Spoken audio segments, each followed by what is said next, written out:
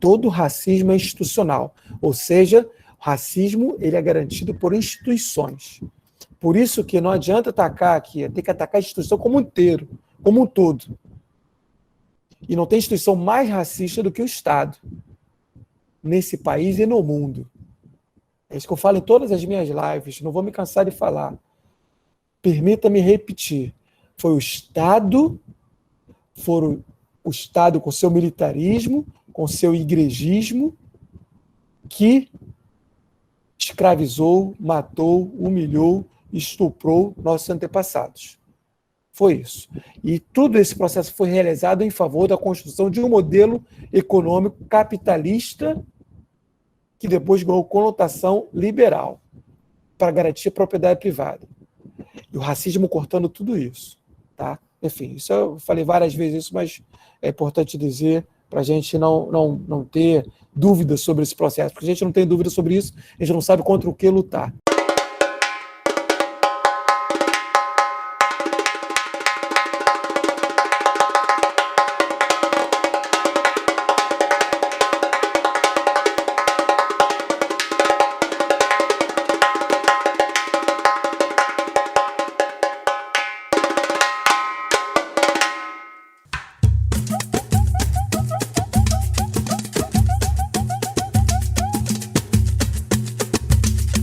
Na verdade, quando eu estou dando o texto da Bell Hooks, e seja quem quer que vá dar o texto da Bell Hooks, eu, você, ou qualquer um de nós aqui, desses 22 que estão aqui agora assistindo, a gente vai interpretar o texto da Bell Hooks a partir da nossa perspectiva. Né? E a gente vai submeter aqui essa interpretação a partir de todo o histórico que a gente carrega. Não existe uma interpretação como aquilo que o Henrique Dulce falou, que o Grossfogel trouxe, que o Maldonado Torres fala, que o próprio Keanu fala, que a Catherine Walsh fala. Né? Não existe uma interpretação do alto dos olhos de Deus. Essa interpretação do alto dos olhos de Deus que seria uma interpretação imparcial, neutra, né? Que pudesse estar fora do seu lugar de fala, do seu lugar de interpretação, isso foi os europeus que tentaram fazer. Né? Então, a minha experiência de interpretação no texto da Bell Hooks, como acho que a experiência de cada um que falou aqui antes, é uma experiência particular. E como a sua também, como a de todos nós. Então, qualquer leitura de qualquer texto da Bell Hooks, do Locke, do Marx, do Bakunin, do Abdias Nascimento, vai ser uma interpretação a partir daquilo que mais nos toca. Então, acho que todos nós falamos aqui sobre aquilo que mais nos toca. Né? Seja no aspecto da Bell Hooks. E aí não foi tentar encontrar na Bell Hooks o que não existe. Tudo que eu falei da Bell Hooks, eu acho que os outros também falaram aqui sobre a Bell Hooks, eles encontraram na Bell Hooks aquilo que tocava. Né? Na verdade, aquilo que me toca está ali. No fundo, o que a gente começou a aula é dessa unidade que ela tenta trazer, uma unidade entre pensamento negro e pensamento indígena, experiências, né? E também como forma de luta para superar o sistema de opressão que é da supremacia branca. Assim, essa foi a minha leitura. Assim. Então não significa dizer querer. Já teve aluno meu, que inclusive eu fiz uma leitura, eu dei o Abdias de Nascimento no semestre passado, né? Aliás, eu dei o Abdias de Nascimento, o que mais que eu dei? Acho que foi a própria Bell Hooks. Aí teve um aluno meu que chegou e falou: Wallace, a outra professora deu esse mesmo texto, só que ela falou outras coisas, não tem nada a ver com o que você disse. Eu falei: olha, paciência, né? Eu respeito o que ela falou dessa maneira, a minha interpretação é essa. Então você lê o texto e cria sua própria interpretação. Assim, é simples assim. Então não existe o certo ou errado.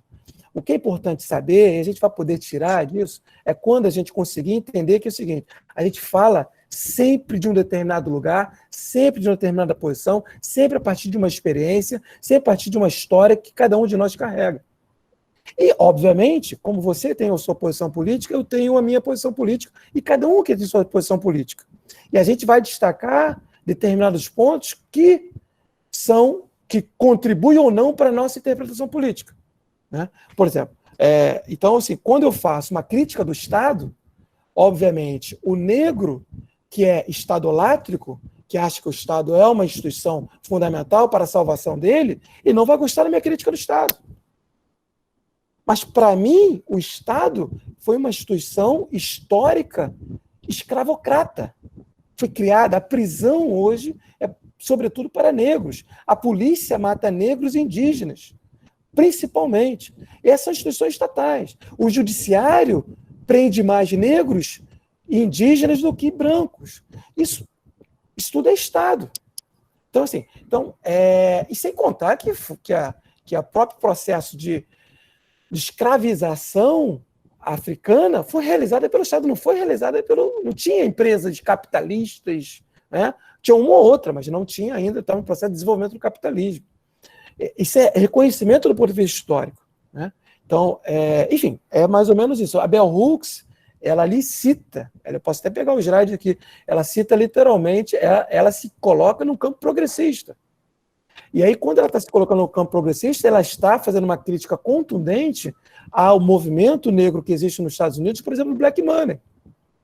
Movimento capitalista, liberal, estadolátrico e etc. Ela faz uma crítica profunda disso, né? Aí negar isso, que eu acho que é um equívoco. Então não vamos utilizar a Bell Hooks, então não utiliza. Mas a Bell Hooks está num campo que ela mesma se diz no campo progressista, que é anti esse processo, né? Quer dizer, então, assim, tem inclusive literaturas das mais diversas, que se colocam do ponto de vista negro, do ponto de vista africano, afrodiaspórico, etc., mas que foca em bater no marxismo. Foco central, bater no marxismo. O marxismo não escravizou ninguém. Quem escravizou os negros foram os liberais, foram os capitalistas. Isso é uma aberração histórica. Você está focando no alvo que não é o alvo que matou os meus ancestrais. Que talvez não tenha matado os nossos ancestrais. É esse o processo. É entendimento do ponto de vista histórico. Porque, às vezes, aí isso é um problema de não entender, não ter um conhecimento, ou não querer ter um conhecimento do ponto de vista histórico, como que ocorreu o processo de escravização e de papel do Estado, de papel do capitalismo, de papel do liberalismo. Então, obviamente, eu não sou marxista, né? Mas não posso atribuir como meu principal inimigo o marxismo, muito pelo contrário. Em nome do marxismo, ocorreram várias revoluções olha só, cheguei ao ponto de defender o marxismo aqui. Mas em nome do marxismo, várias revoluções realizadas em África para libertação dos negros. As lutas anticoloniais em África, quase todas foram encaminhadas por marxistas, tal como Frantz Fanon, por exemplo. E podia citar aqui vários outros, né? Enfim, então eu acho que é esse, assim. Então, existem interpretações, sim, sobre cada texto, né? Sobre cada interpretação, sobre cada autor, sobre cada livro que a gente vai ler, mas tem alguns fatos históricos fundamentais que a gente não pode passar por cima, né? Então, esse é um deles. Então, aqui, eu não sei, assim, que se a gente está querendo dizer, eu estou querendo colocar na boca da Bell Hooks que ela não disse. A meu ver, assim, eu li, mostrei, se a gente pode pegar os trechos, essa foi a interpretação. Pode ter outras, eu respeito outros, problema nenhum, né? Por quê? Porque sempre vamos falar do ponto de vista político, sempre. E aí, uma das aulas que você até assistiu comigo, tem 2 semestres, 3 semestres atrás, né?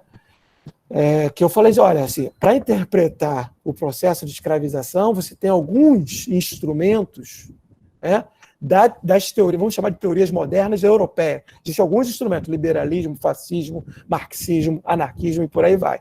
Obviamente, você pode ter, e tem, sim, outros instrumentos, como o Bantu, como você citou, ou você pode ter um instrumento Yanomami, você pode ter um instrumento Krenak, você pode ter um instrumento indígenas. Maravilha. Agora, sem dúvida, esses instrumentos, seja africanos, seja indígenas, eles vão ter algum tipo, podem não utilizar o mesmo conceito, aquilo que eu falei no início. O conceito de ajuda mútua é um conceito tipicamente da literatura anarquista. Mas, obviamente, existe conceito de ajuda mútua com outros nomes sobre literatura africana, sobre literatura indígena. Esse é importante entender. Agora, para mim, não tem a menor disputa, não tem nenhuma vantagem de ser anarquista. Não tem nenhuma vantagem para mim. O anarquismo apenas me instrumentaliza para fazer determinadas análises. Então, assim, a filosofia africana, ou as filosofias, não pode dizer também, não existe uma filosofia africana, existem as filosofias africanas, existem várias filosofias africanas, várias formas de interpretar o mundo africano e várias formas de interpretar o mundo indígena, com vários componentes desses. E aí a gente vai pegar esses instrumentos como quadro teórico para poder fazer análise dos processos. Obviamente, uns vão defender uma horizontalidade, fazer uma crítica da autoridade, crítica da hierarquia, e outros não vão fazer essa crítica. Outros vão defender que existe uma autoridade, defender o Estado, defender comando, defender hierarquia, defender poder, defender dinheiro, defender capitalismo, defender liberalismo. Cada um faz o que quer, cada um faz o que lhe acha mais aprouver, o que melhor lhe aprouver. Sim, então, do ponto de vista aqui, a interpretação que eu encaminho, seja com Bell Hooks, seja com Grossfogel, seja com qualquer outro autor, obviamente, está muito claro para vocês, porque eu já comecei aqui criticando, desde o início eu critico que não há neutralidade, não há imparcialidade. Isso é uma falácia para quem quer dominar o outro. Todos nós escrevemos e pensamos a partir de um determinado ponto de vista. Tá? Então, esse é o ponto fundamental que a gente tem aqui que aprender a discutir. E aí, sim, a gente vai para o debate, vamos escutar, vamos ouvir, vamos debater, vamos, enfim, criticar, seja o que for. Tá? Então, acho que é mais ou menos isso. Então, assim, sobre a unidade de negros índios, Gilberto Freire era pernambucano, né? E não tem nada, quer dizer, não é uma produção só do Nordeste, é uma produção da elite intelectual brasileira. Né? Se teve alguém, e sem dúvida, não só Gilberto Freire, como vários outros, obviamente, a gente pode pegar aqui, algumas, veja, não é uma questão meramente local também.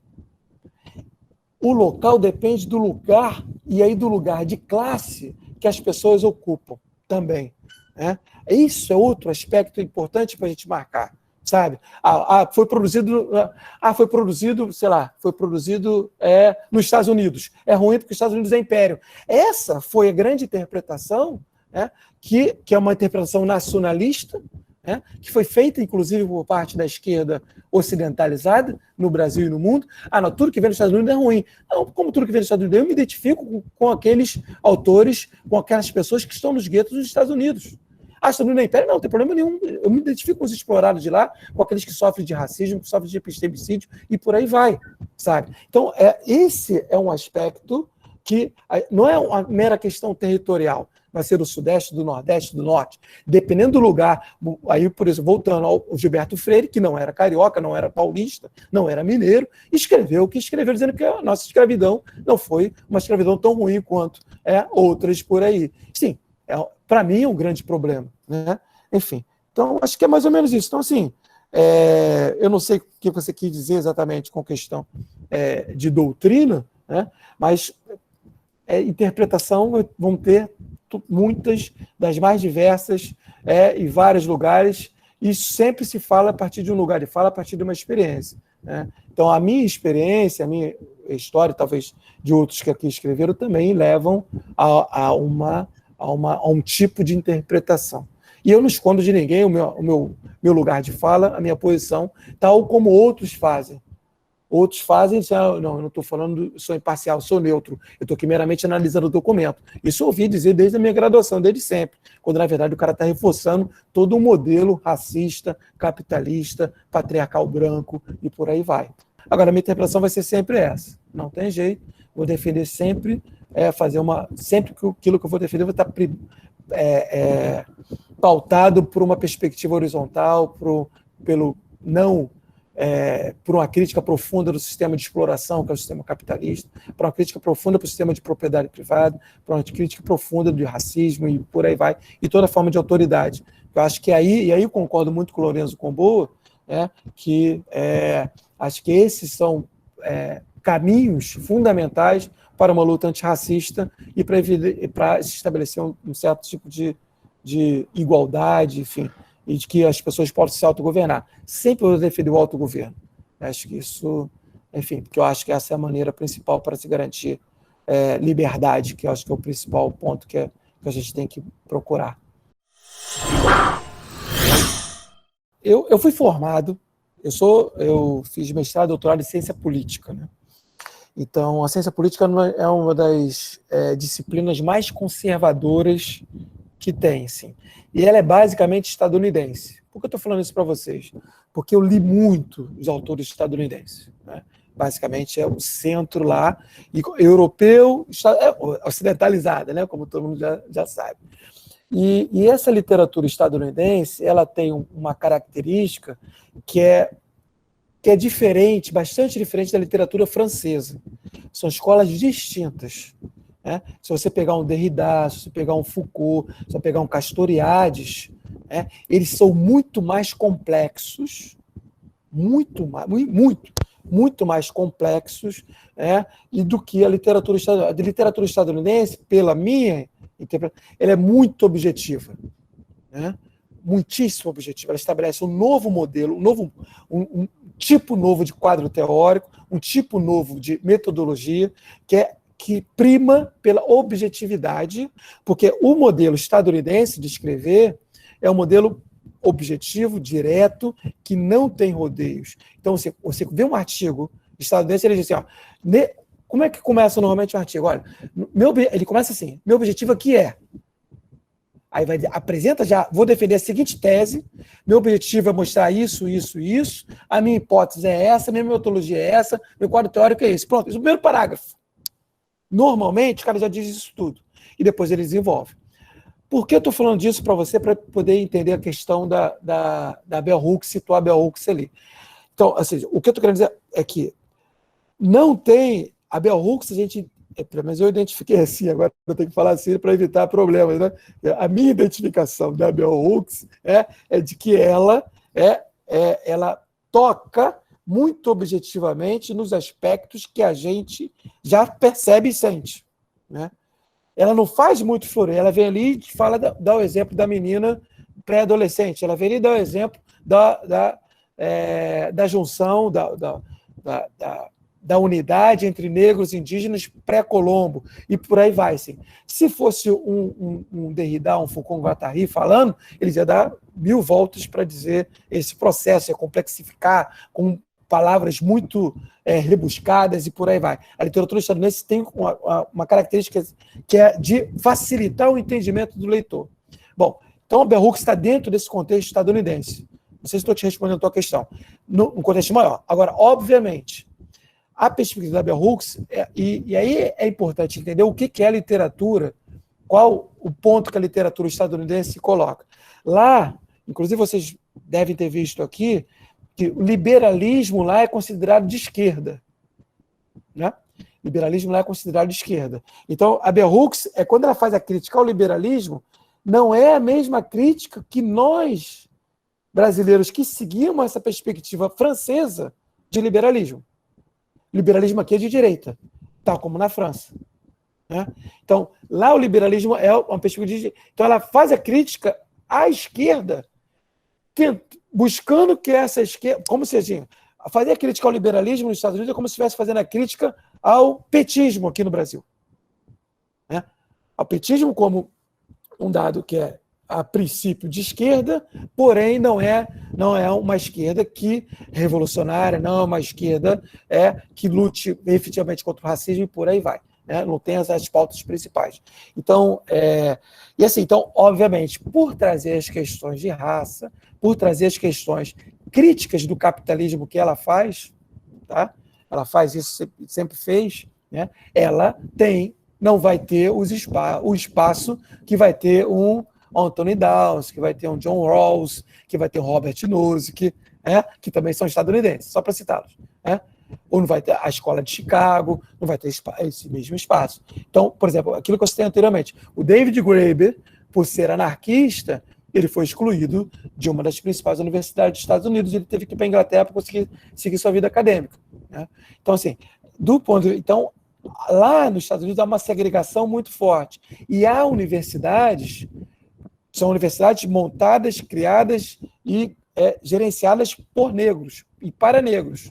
Então, nesse espaço, os setores negros têm grande primazia. Né? Agora, em outros, tem poucos espaços, não é majoritário. Até porque tem uma particularidade nos Estados Unidos. A população afrodescendente ela é em torno de 12, 15, 18%. Ela é bem pequena com relação à população branca, sabe? Diferente que no Brasil. Aqui no Brasil, negros, descendentes de negros é maioria. Né? Nos Estados Unidos, não, é extrema minoria. Né? E está circunscrito em determinados espaços, de determinados estados ainda. Normalmente está nos estados mais piorados. Né?